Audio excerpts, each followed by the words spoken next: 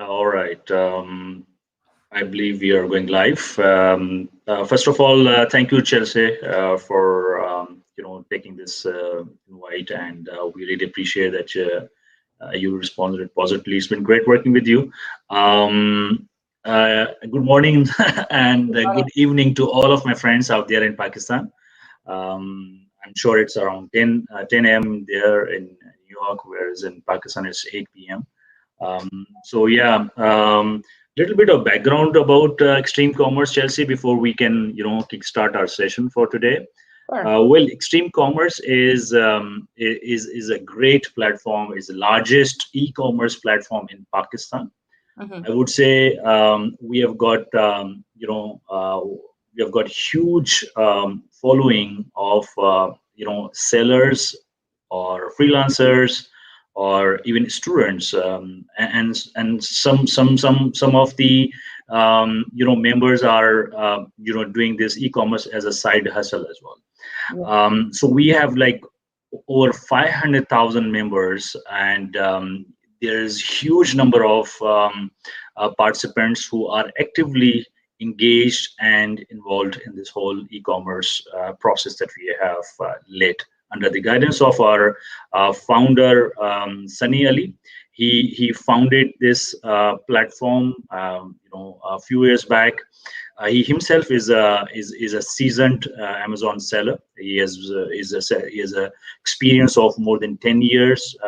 He's been the owner of 7-8 figures Amazon FBA sales as accounts. Besides all that, he has rich experience in his business side.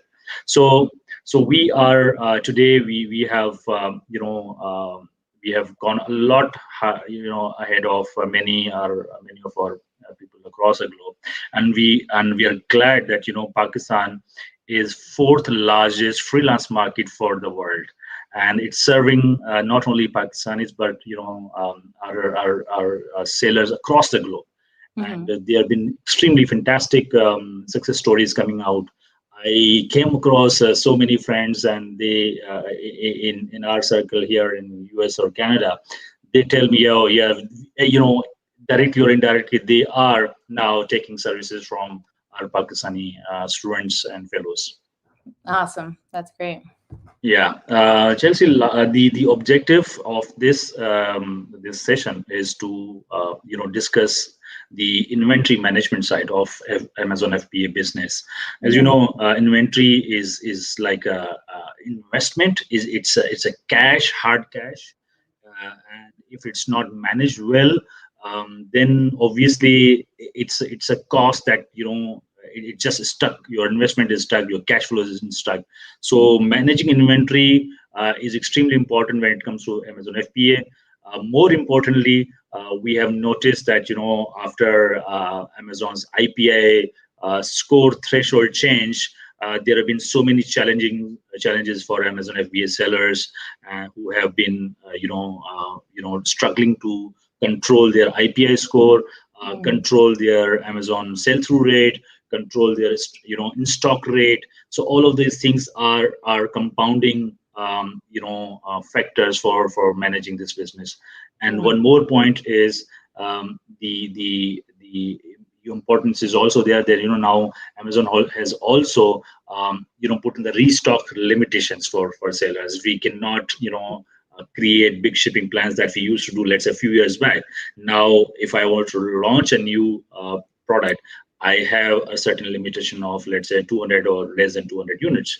But in most cases, it's challenging. So it's very difficult to manage all of this. So now over to you. And first of all, introduce yourself a bit and about what you do, what's your background, and then what's this SoStock about?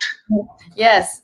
Fantastic. And thanks so much for having me. I was actually very excited to learn about the freelance community because I see a huge opportunity, especially in the inventory space, because we get asked questions a lot about who do we know who knows how to run SoStock and who can manage their inventory, using SoStock, and we don't really have anyone. So if we did have people who learned how to use SoStock, we could send them to our clients. So I think it's a huge opportunity for inventory management agencies to start coming up because it's become such a problem. And there are a lot of brand managers and agencies that are not handling the inventory side. They're just handling the marketing, and there aren't inventory specific management companies. So it's becoming, a big deal for everyone. 6, 7, 8-figure sellers. Pretty much everyone is focused on inventory because of these new limitations that we saw in this last year.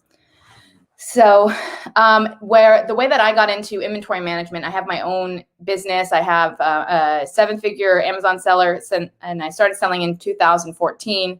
Around 2018, I started realizing that when I was losing money or losing profit, it all had to do with inventory management, running out of stock, ordering too much. When you order too much, then you have the extra fees that you pay. If you took out a loan to pay for that, then you're also paying those loan fees. So there was a lot of profit being lost in not managing my inventory properly. And so I decided I had to learn how to manage inventory better. And in doing that, I kind of went really deep into, building out what I thought would be, a system that I could run with spreadsheets, and it became very difficult and very cumbersome. So I decided that without any software experience, I was going to find someone who happens to have software experience. And then 2 weeks after I decided that, I met my business partner, Dan Fernandez, and he was looking for a new project, a new software project. And so we kind of got together and built this thing. And it's been a very good experience, a good journey. And we have been able to advance the software as quickly as we have because we speak directly to the sellers who use the software. So I've talked to hundreds of people about inventory management who are actual sellers and are looking for a solution. So we've done a lot of quick updates as we've gotten feedback, and that has gotten us to, really realize that there are a lot of people who don't understand inventory management. There's a lot of Amazon businesses and business owners who they're very smart with marketing, but then they're trying to scale their business. They're trying to, expand into new products, but they have problems with cash, and they say, oh, my problem is cash flow. Well, the first question is, well, how many times did you stock out? How much excess inventory do you have? Big part of the problem with cash flow is stocking out because it becomes very expensive. So that's kind of something that we've learned is education is now part of what we do because there's not a lot of people talking about inventory management and what the best practices are. Mm-hmm. Awesome. And I can relate with you that many sellers they run away from inventory management part. They talk about all that's on front end images, videos, ranking, and all PPC. But you are right that I have hardly seen any agency who can single-handedly who can provide specialized services in inventory management, because if you manage your inventory well, you can be profitable. Mm-hmm. And you can also get your return on investment quicker than anybody else. Mm-hmm. But yes, this requires a lot of deeper understanding of this process, how Amazon manages this whole thing. Because I remember when they changed the IPI score from 400 to 500 IPI threshold, and it was like a huge blow to all FBA sellers, and they were like, oh, now what to do, because many of them were like building up their inventory, and obviously it was like they were getting into the Q3 and Q4, that's they were building up their inventory, and suddenly this took just shattered them. So, and I'm aware of many sellers who were like, oh, now we have lost $10,000, we lost $20,000, because either they were stuck with the overage, Amazon overage, or they were stuck with the high inventory. And yes, the important thing is how much to order is a big question. And sometimes people do with their own instincts. Sometimes they just look at the optimistic approach. They just take it, oh, I think we can sell this. But at times, and we just look at the overall averages, but we don't, sometimes consider those factors which are very critical. Let's say, I would say seasonality or stock out periods, and let's say what will be the impact if I run a PPC campaign? And you run a bigger, aggressive PPC campaign, suddenly you say, oh, we are getting out of stock. But why are getting you out of stock? So this time and effort, the energy and the money that we put on the marketing, if it's not very well synced and aligned with your inventory management, I think then this is not going to get success, right? Yes, that's exactly right. And that's what a lot of people are, getting stuck in, is they're stuck in the marketing side of business and they're not moving, through the process, marketing, inventory, cash flow. And it's supposed to be this, circle. And when you're just focused on marketing, then you cause inventory problems that affects your cash flow. And that's going to affect, the ability to market further and to expand your company. So in order to truly expand and manage things properly and grow a business, you need to be able to kind of complete that loop and have all of those teams working together, even if those teams are all one person, and that's you. Yeah, absolutely. I think this is good. Now over to you. You can take us through your deck if you have, and then what we can do is then we will also take questions from our audience. You can see we have got over 300, 400 building up the audience, so they are really interested to learn from you, because this is extremely critical part of the business. So over to you. You can present your slides. Perfect. Yeah, so I'm going to go ahead and jump into my slides. We're going to talk about inventory mistakes and the IPI limit, and then best practices. And I'm also going to show the way that we do it in our tool. I will say we do have a DIY spreadsheet if that's something that's of interest as well. If you're not at the point of getting into the software, as some people may or may not be. So if you are using spreadsheets, this is something you take some of these practices and find a way to be able to put them into what you're currently doing, with the idea that you'll scale up to the point of being able to save time by using a software such as SoStock. So we'll go ahead and just jump on into that so that you can get an idea of the way our tool works and the best practices, more importantly. Perfect. All right. Share. Okay, fantastic. So we're going to talk about common inventory. Sorry, just to let me just put this. Sure. Okay, awesome. Perfect. Okay, so we're going to talk about common inventory mistakes, and then we're going to talk about how they relate to the inventory performance index, and then what you can do to set up systems, because it's all about systems, right? Setting up systems to be able to avoid these mistakes as much as possible. So common inventory mistakes, the first one would be under ordering, right? So ordering less than you need to, and that leads you then into stock outs or into, emergency air shipments, because, you have what your normal process would be to send everything via ocean. But if you're stocking out, you may have to, do an air shipment. So under ordering is one of the common problems, and that's kind of one of the biggest fears in terms of inventory management. Oh, sorry, the formatting is a little bit off on this. So for example, if you have, let's go back here. So for example, if you have a time period where you had a stock out, right? You're looking at last year's sales. You had a stock out, and when you run out of stock, then you look at next year coming around Christmas time again, you look at how much you sold. What's the total amount of inventory that I sold? Okay, I sold 10,000 units, but you had a stock out and you should have really sold, say, for example, 12,000 units. If you do the same order, you place the same order that had you stock out last year, you're going to have some issues in that you're going to be under ordering, right? And that's just using bad data. So if you're using bad data to place your orders, right, using data where you're not factoring stockouts out, then you'll have those problems. Next is over ordering, right? So that's kind of the other side of the same problem.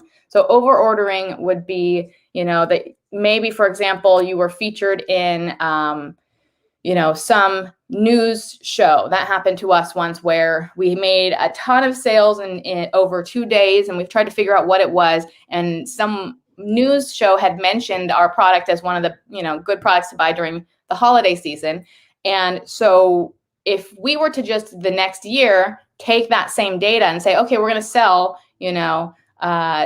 this many units worth of this product, we would be placing too high of an order, because unless we did have another news show coming up that current year, we're going to be over ordering because there's this huge spike, right? There's this huge growth spike in our ordering or in our sales that is not going to repeat itself. So we're basically trying to we want to eliminate those things that are not going to repeat themselves, like stock out sales spikes. All right. So when you say over ordering, so now how does it fit when it comes to post-COVID situation? Because of the COVID, there have been huge supply chain disruptions, be it in China or sea shipments, or within those countries. For example, within USA, there have been some restrictions. So how does that account for? Will that source will you be able to factor in this or?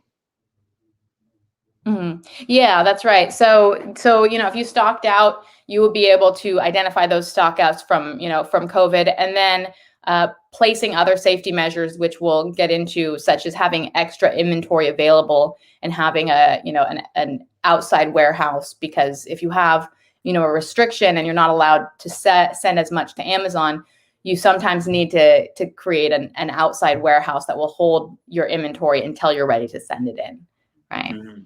Yeah. So, and then the last, I mean, it's very, so these common problems are very,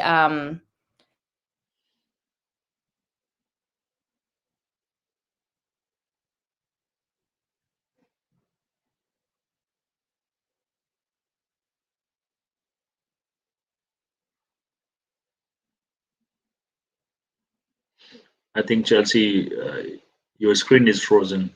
We can't hear you.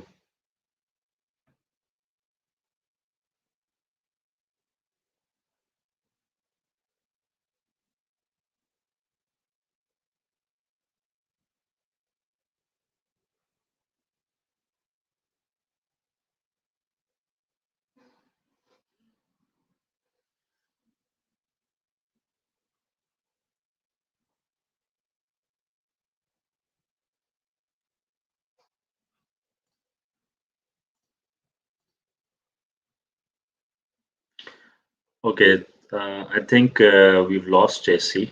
और थोड़ा सा wait कर लेते हैं. In the meantime, मैं आपको कुछ और अपडेट्स दे सकता हूँ. वो ये है कि चेल्सी खुद भी आ गई basically. Sorry about that. I'm not sure what exactly happened. It's okay. It's okay. I mean, you still have the entire. अच्छा.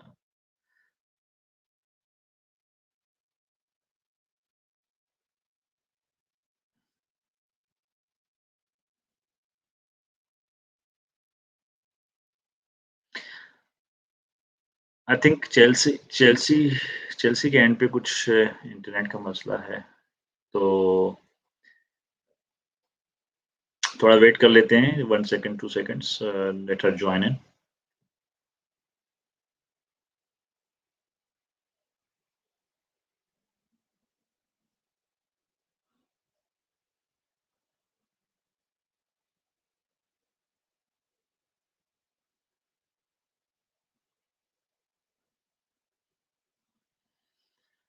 ओके, सो चेल्सी का एक्सपीरियंस बहुत अच्छा है. वो खुद भी एफपीएस सेलर्स रही हैं, और she has gone through the same problems जो हम लोग अमेज़न एफबीएस सेलर्स फेस करते हैं. तो आई थिंक हम अगर उनसे कुछ क्वेश्चंस आपके जहन में हैं, तो अगर आप पूछना चाहें तो आप पूछ सकती हैं, और वो पूछ सकते हैं, और वो काफ़ी एक्सपीरियंस्ड है इस स्पेस में, इन्वेंट्री के स्पेस में. सो welcome back. Hello. I don't know what it is exactly. No, it's okay. We can send. It happens. Technology is at times, troublesome. So yes, it is. Yeah. Go ahead, please. Okay, let's try this again. Okay, good. So cutting it too close is what we were touching on. Yeah. And cutting it too close, usually it's because we have so many things going on. We're busy, we're entrepreneurs, and we're trying to do everything. And so we delay the things we don't like, such as inventory management. We cut it too close, and then that creates the situation of running out of stock, right? Even if we place the right order, if we placed it too late, it's not going to get there on time. So all of that is important for the IPI score, right? The IPI score likes to see specific things, right? Amazon has a way of grading you as regards to your inventory management, and the way that they're grading you is not exactly perfectly fair, but we need to understand how they are actually grading you so that we can make sure that we are doing those things that Amazon likes to see, right? The inventory management things that help our score to be in a good range so that they don't limit us. Now, they limited everyone during Christmas, but they limit some people more than others and for longer than others. Yeah. So we'll talk about, IPI score, how it works. There's good inventory management that you can do, whether or not Amazon, they sometimes, even if you are managing your inventory well, there are some things with the algorithm that we'll talk a little bit about how you can get around some of the faulty logic with the IPI score. So first of all, let's talk about what the IPI score is. For anyone who doesn't know, it stands for Inventory Performance Index. And it's, like I said, how Amazon calculates how good you are at maintaining a good balance for your inventory levels. And it's made up of a couple of different things, right? The influencing factors are stranded inventory, excess inventory, sell-through, and in-stock rate. Stranded inventory is fairly simple. It's when you have a product that you're selling, and then for some reason or another, you've got inventory at Amazon, but it's no longer live and able to be sold, right? So it's kind of like there's a disconnect between Amazon.com selling your inventory and your inventory sitting at Amazon. So it's kind of stuck there. It can't be sold. So that's a fairly simple thing usually, is to find out for the listing, why is that listing closed? Can I fix what's wrong with that listing, right? And oftentimes it's a very, quick and easy thing to do.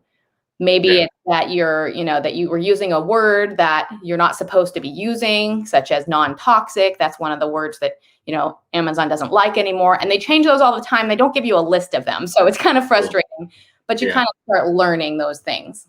Yeah, and I think most of the times the stranded inventory bar should always be green, because it's a simple to fix. If there is any inventory sitting idle, just clear it out. If there are any returns non-sellable, just clear it out. So this is like a housekeeping kind of factor.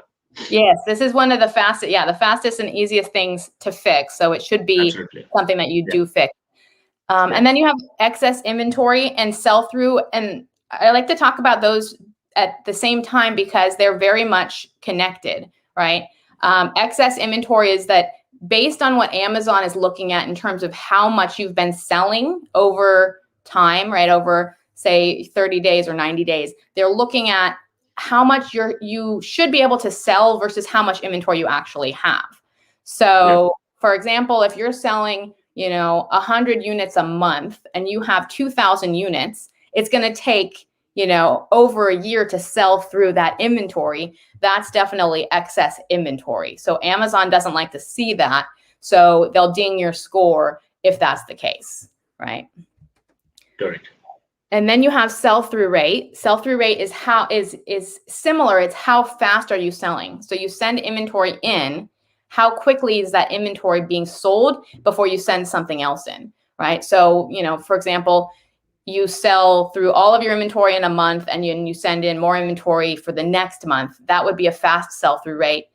If you sent inventory in 1 month and then 6 months later that inventory sold, that's a slow sell-through rate, right? So you don't want to have a slow sell-through rate that then gets into excess inventory. And sell-through rate has one of the biggest impacts on the IPI score from what we can tell. So it's important to make sure that you are, if you have big MOQs, for example, and you have to order a lot from your supplier, it's a good idea to send it to a a warehouse, an outside third-party warehouse, and then send it in pieces, because smaller orders more frequently increases your sell-through rate. Absolutely. Yeah. And then you have the in-stock rate, and that's simply, don't run out of stock. How often did you keep your product in stock, especially if you have high sales volume, right? It can impact your score more if you stock out of the inventory that you're selling faster than if you stock out of something that, you're selling 1 unit every couple of days, right? Correct. Right. Okay. So we're going to talk about best practices to be able to manage this, right? So this is just basically inventory management best practices. And so I wanted to talk about, first and foremost, the way that you're looking at your sales, because some people are looking at total sales, and that's where you can get into some trouble. So what we do is called adjusted velocity. And adjusted velocity is important because you're actually taking out any of those things that are not going to repeat themselves. So you're taking out the, for example, you're taking out the stock outs, or you're taking out the sales spikes, right? So there are a couple of things that you need to consider for your adjusted velocity.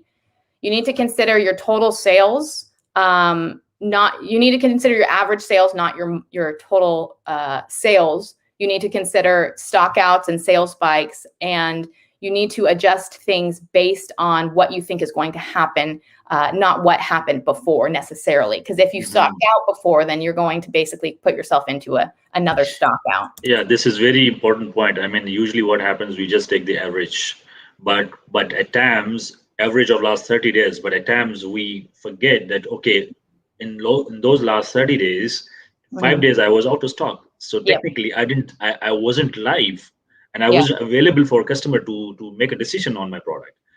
So instead of, let's say, I consider 30 days, I consider only 5 days, because 5 days I was not in. And I think that's what you're saying with the adjusted velocity. And similarly, all the spikes, Christmas and all those spikes that need to be adjusted as well. Correct? Yes. Yep. Exactly. So so that's what we want to use. We want to look at, if in the past 30 days I was only in stock, 20 of those days, I want to take the sales from that 30-day period and divide it by 20, right? That would be the math of it. And awesome. The problem is that Amazon is not using adjusted velocity. That's something that you're going to learn as you stock out. Usually we'll see when we stock out, Amazon lowers the amount of inventory we can send in next time based on that stock out, because they're looking at total inventory. So when we talk about Amazon has faulty logic with their algorithm for these IPI scores, that's why. And that's why it's more important than ever to have good inventory management, because we know that Amazon doesn't have a good system for tracking what our true sales value is, right? What our true capacity for sales is. So we're going to get dinged if we stock out even more than we should.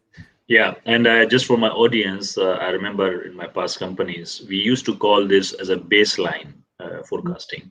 So what used to happen is we remove all those factors which trigger these spikes, or disturb the average. So you remove all those factors, and then the moving average that you see is a real average, and based on that you can plan your next ordering or inventory management. Right. Yep.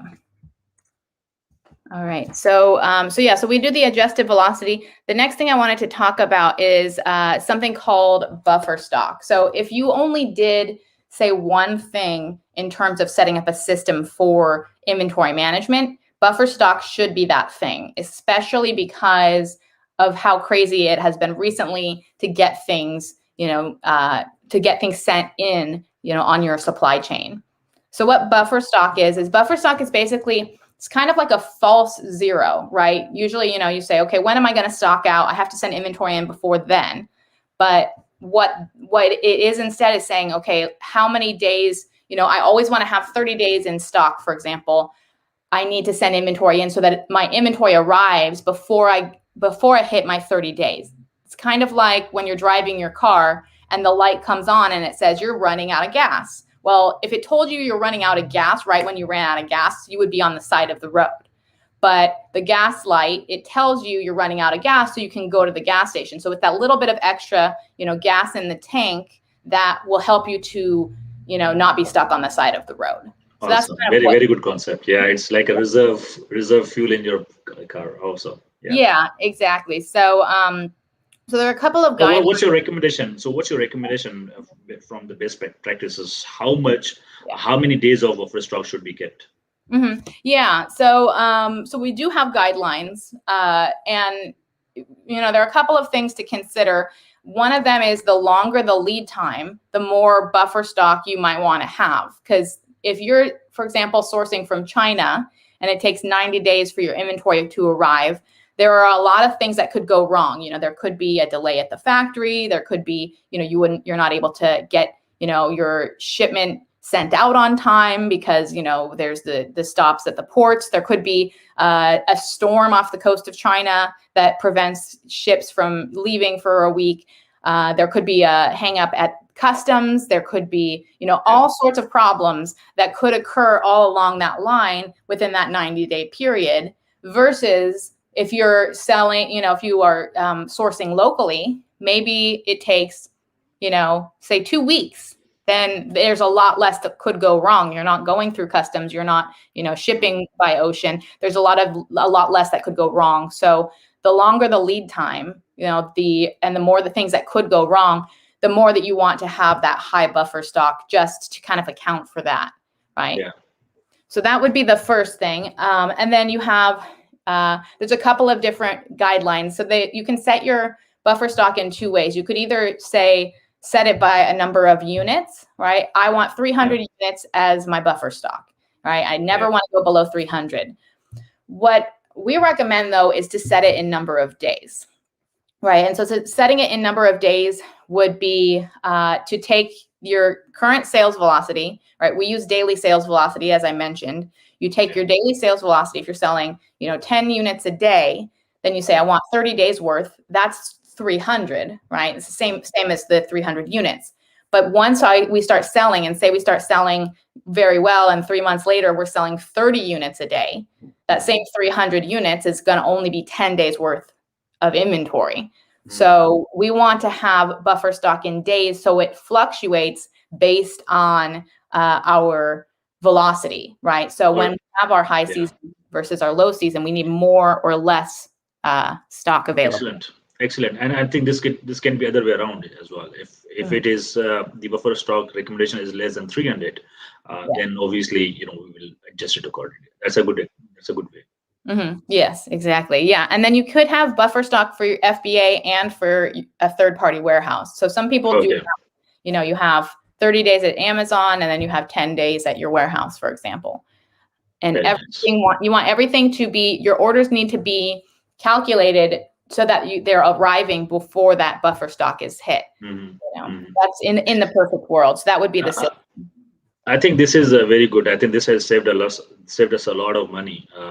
To be honest, earlier what we used to do is, I used to keep a certain quantity is in the production, a certain quantity is in the sea, a certain quantity is in the warehouse, and certain quantity is in Amazon FBA. So my goal used to be to keep my inventory up and floating so that I don't run out of stock. And every stock out situation is a sales loss and also a rank loss. And getting back to the rank, the same position, everything up and running, it again requires a week or 10 days of effort. So that's why we always say, okay, there's an opportunity cost that we will be paying. But this is a great idea that buffer stock could be kept separately for a warehouse and FBA. This is Yes. Yep, that's right. Yeah, and then the last guideline that we use, and this is a lot for private label. Wholesale may be a little bit different because wholesale, you've got other people selling on the same listing. So you don't have, if you stock out, you don't have that rankings drop, right? You just lose the sales, but the rankings on the listing are not going to drop as long as there are other people selling on the listing. So buffer stock guidelines could be a little bit different for wholesale, right? It's not as risky to stock out for them as it is for private label. But what we recommend especially for private label would be, say 20 to 30 days worth of inventory because at all times, right, a buffer stock, because Amazon also has what's called geo ranking, which means that they're looking at, say people in California, and do you have inventory in California? Because if someone orders in California, Amazon has told them that they have 2-day prime shipping. If they have to send your product halfway across the country, they might not be able to get it there on time. And so they might not want to promote your product. So if you're paying for sponsored ads, they might not have your sponsored ad show because you don't have enough inventory in that particular part of the country. And so the lower the inventory goes for us, the less Amazon can spread it out across the country, right? So if you start running out of inventory, maybe you have 2 days worth of inventory, people across the country aren't going to be able to get that 2-day prime shipping anywhere in the country because you don't have enough what we call inventory saturation, right? Inventory covering the entire country, enough inventory. So then we recommend especially for private label, 20 to 30 days worth of stock at all times for that reason. Excellent. Yeah. All right, then I wanted to talk about a concept of MinMax restocking. And I think this is a good time to jump into the software because it's a little bit of it's a little bit of a more, I wouldn't say complex, but something where you would want to see the visuals on this. But what MinMax restocking is, it incorporates buffer stock, but it also has a maximum. So it sets a specific range, right? Some people don't order every month or every 2 months. They will say, I want to order, so that when my inventory arrives, I have 90 days worth of inventory. And, and then I want to make sure that I don't go below 30 days, for example. So I'm going to go ahead and quickly share the software to kind of show you how this works. It's MinMax restocking. And this actually came about. Let's do a share. Okay. There we go. Okay, good. So this actually came about. I was touring a warehouse, and the warehouse does a lot of print-on-demand books. And so they have a lot of ink and they have a lot of paper, and they had it on these weighted systems, and they would have a maximum weight and say, whenever we order up to this weight. And then we use the paper, when we print our books, and then when it gets to this bottom weight, then we'll stock back up to the top weight, and then we'll use it, and so it's basically within this range. They had computers that were telling them what the weight was and giving them an alert to order when it got to that specific weight. So that's what we have done here in our MinMax restocking. When we use the as needed feature, so you've got all these different options, but if you use the as needed feature, let's say for transferring, and we can set it in days, right? And this is our buffer stock. And here we have 30 days of buffer stock and 90 days of maximum stock, right? So that's going to do the same thing. It's going to look at how much inventory it is to make up 90 days. So if I'm selling 100 units a day, then that's then that's going to be 9,000 units that I'm going to need to send into Amazon, then sell through to the 30-day minimum, and then stock back up to the maximum. So that's all being factored in.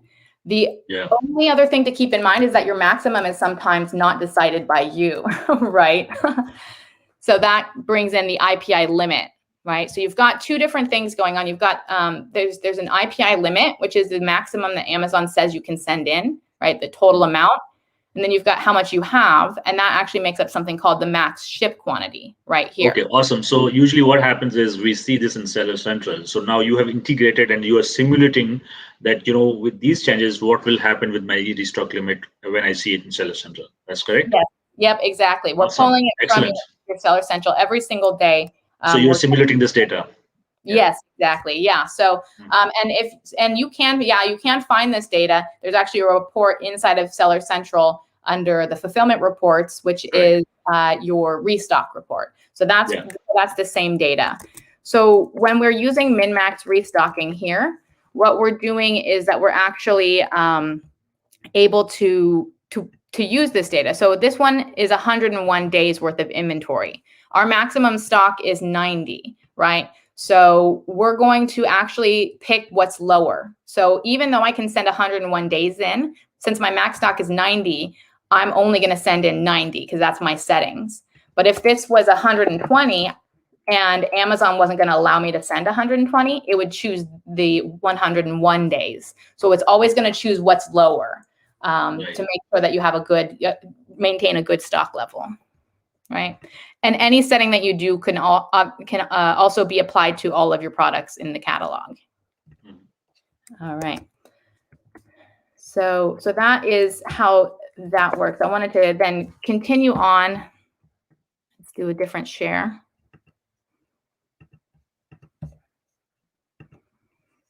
Okay.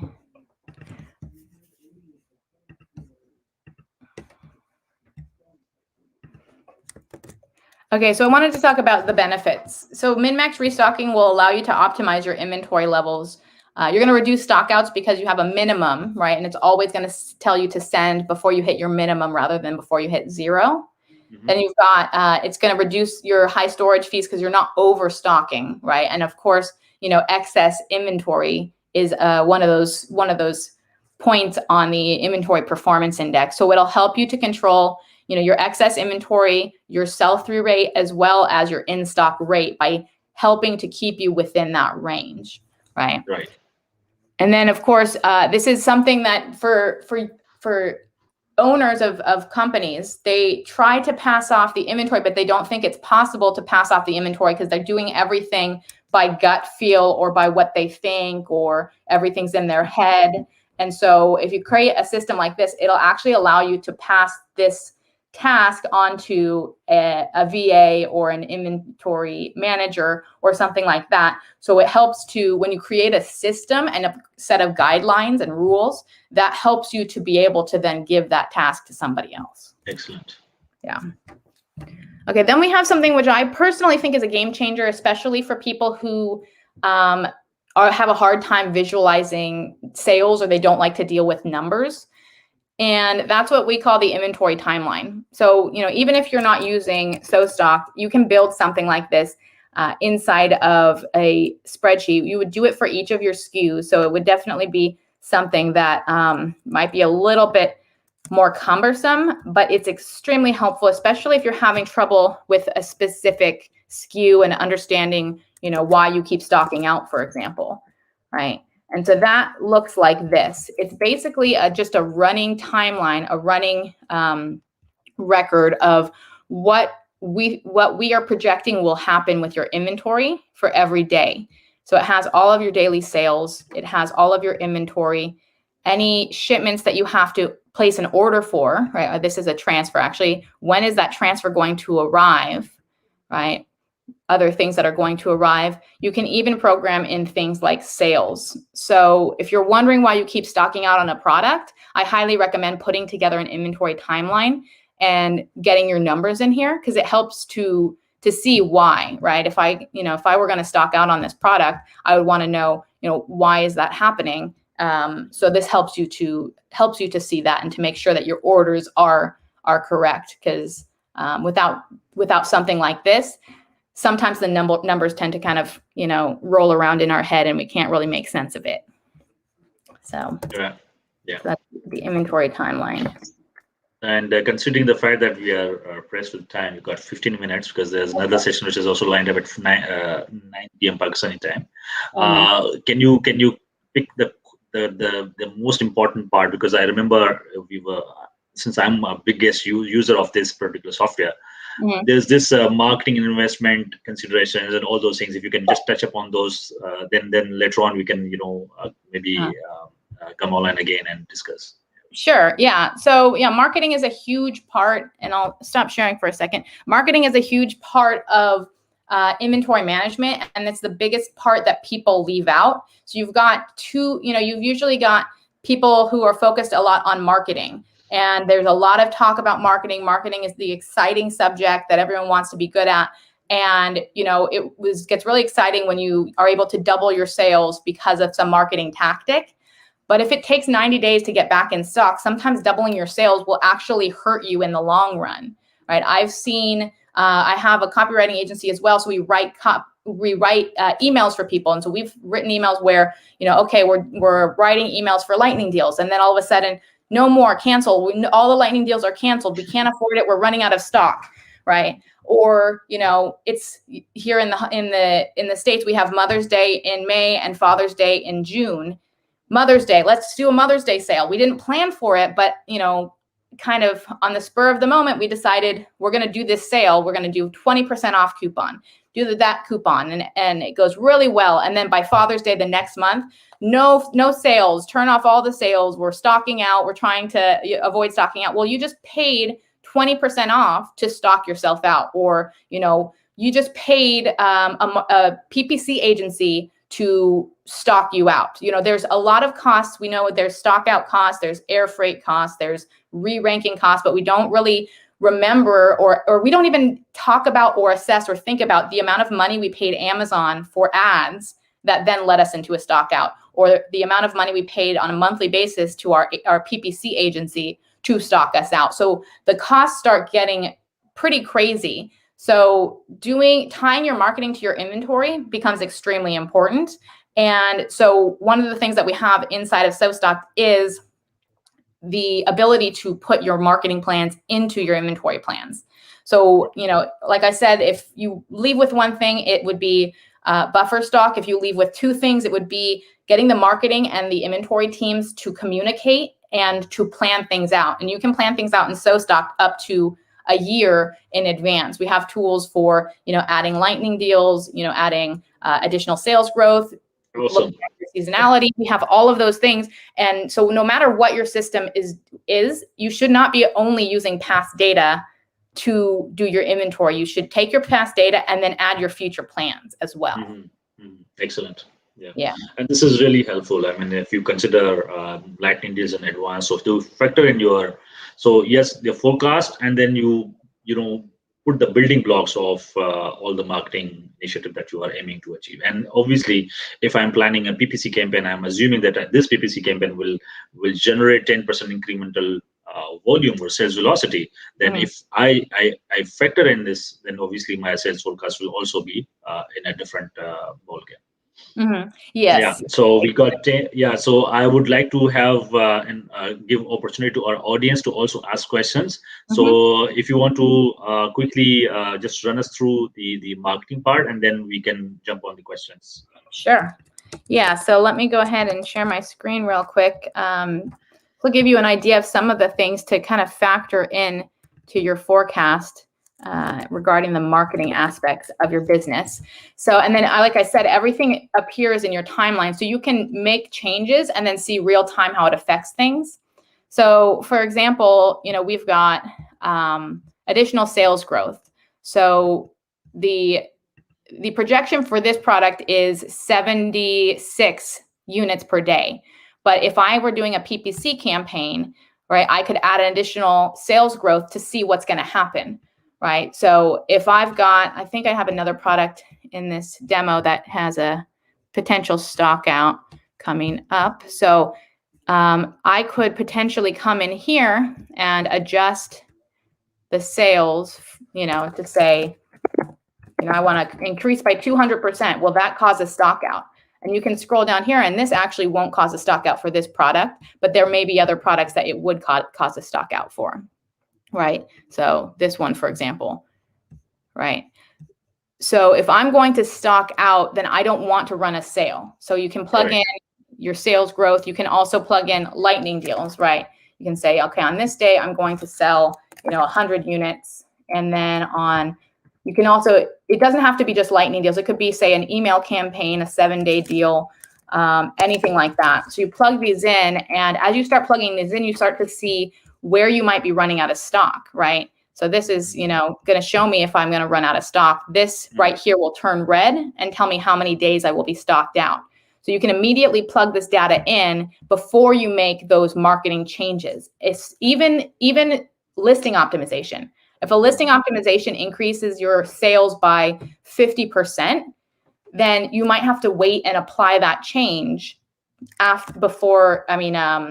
you might have to apply that change after you get back in stock, right? So those are things to all think about. If it's going to change your sales in any way, you should test it out and see what's going to happen, right? We can also add, say, maybe Easter holiday, they increased by 30%. And so all of these are getting added into our system, and we can see, you know, the increase in the sales over that period of time, right? Excellent. Yeah. Yeah, I think this is superb. This would certainly help us forecast our inventory pretty efficiently, and this means that our cash flow will also be managed well. So now I'll jump on some questions. A couple of students have and the participants have started asking. The first one is this: Mohammed Hamad is saying, does stock out affect account level reserve, and how account level reserve can be calculated? So I believe he is referring to the payment account summary. You know, what is the relation? If I'm carrying high stock levels, will that impact my disbursements? The disbursement, I don't believe it impacts the disbursements. You're talking about the payouts? Correct. The only thing that I think affects the payouts, as far as I'm concerned, is if you have an account from 2017 or 2018 and later, they hold on to 40% of your inventory or 40% of your payment each time you sell. So that's the only thing that I know that affects your payments, is that they do in later accounts hold that excess inventory or excess payment. But I don't believe it has anything to do with your stocking out.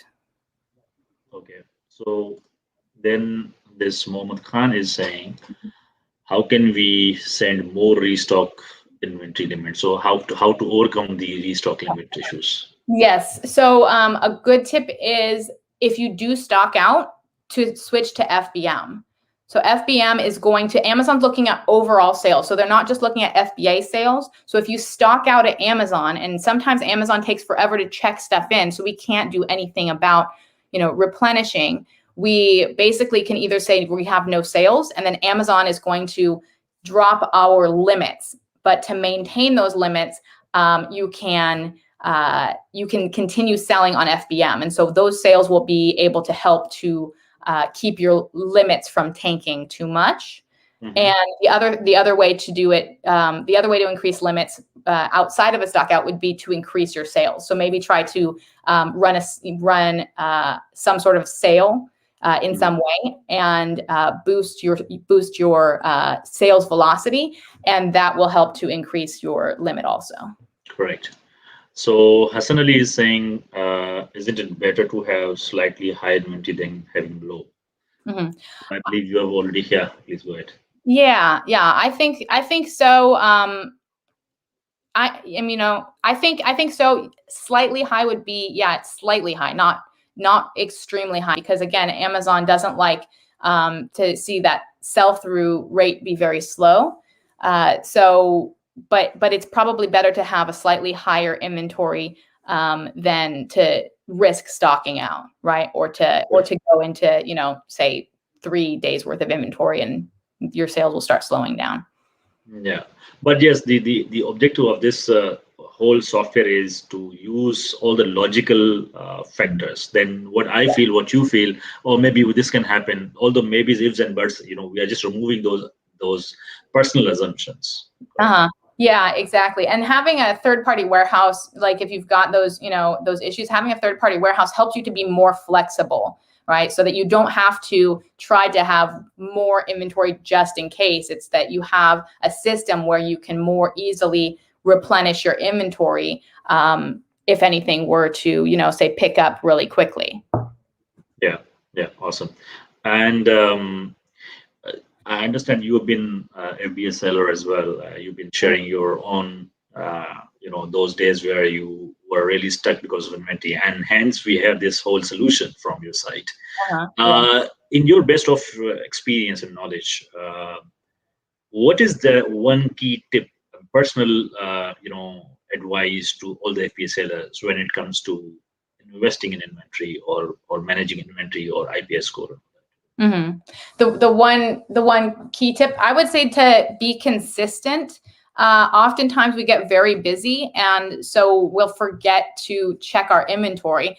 So it's important to have some sort of a system of checking, whether it's once a month or once a week or once every 2 weeks. But I wouldn't wait too long, because especially if your products are changing, like say you're launching a product, if there's a lot of change that could go on, checking consistently, even if it's boring and you're like, and you're checking every week, and every week you go, okay, it's the same, we're good, we're still good, we're still good. And then breaking that appointment with yourself, that it could be the one time that, you break the appointment once and then you forget for 3 weeks, and then you go, oh shoot, inventory, that's right. And then you realize that you're a week late and you're going to run out of stock. Right?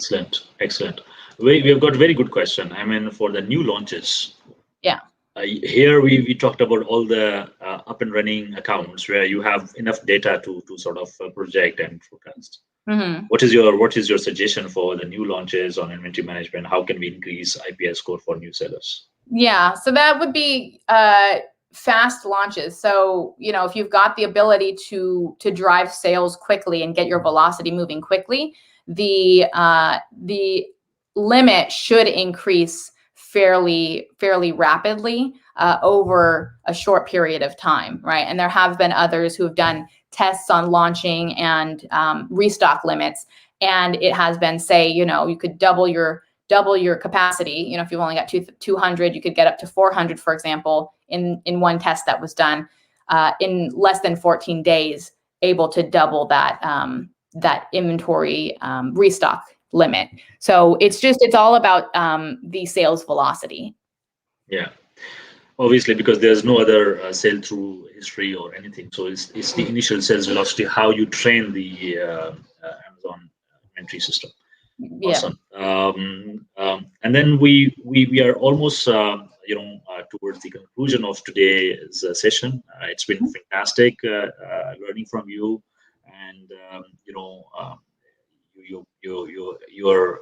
this solution, the Sourcer solution, is also very helpful, and I'm a great fan because I've been using this quite frequently with an account which has got more than 25 products. So for me, it's like a big savior, to be honest. Awesome. Fantastic. We like to hear that. It's, and that's our goal, is to make people's lives easier, but it's also to save people money, because there's a lot of money being wasted on inventory mistakes. So that's, one of the things is increasing profit, right? And that's kind of but the whole journey started was I wanted to keep more of my money, and now we're helping others to keep more of their money. Excellent. The last note, you talked about the opportunity for our freelancer community in Pakistan, and you have seen a gap that many sellers are struggling to have trained resources when it comes to inventory management. We have seen plenty of people offering PPC services, launch ordering services, and all that, but we have hardly come across people who can exclusively provide services for inventory management. So can you just give us a last note in terms of elaborate your all opportunity and this training program that you are saying? Yeah. So we have, like, our software will have a program on how to set up the system, and then a little mini course that we do to help understand the system. And then currently, as of right now, we have one-on-one sessions with the users. So someone signs up for the software, can book a call with myself or my husband and ask any questions after the account's set up.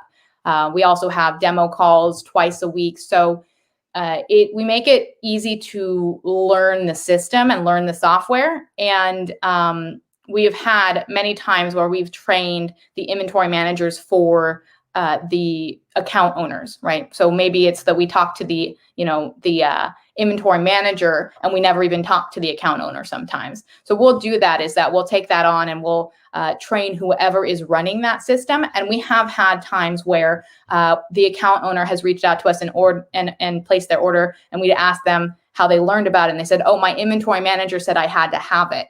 So I see an opportunity for, people to have, to start inventory management firms, or to become an inventory manager to learn SoStock. And then also what could be done is that inventory manager could affiliate, to their clients. We do have an affiliate program where we offer a commission for anyone who signs up using the affiliate link. And so that would be an additional revenue stream for someone if they were to, start with So Stocked.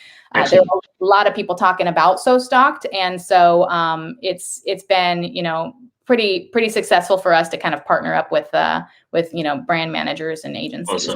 Awesome. Thank you very much. It was a pleasure meeting you. And we are finishing here, and then we will reconnect again, and I'll touch base with you for new opportunities. Thank you very much, Chelsea, for your time. God bless you. Have a great day. And thank you to the audience. Thanks, guys. Bye. Bye-bye.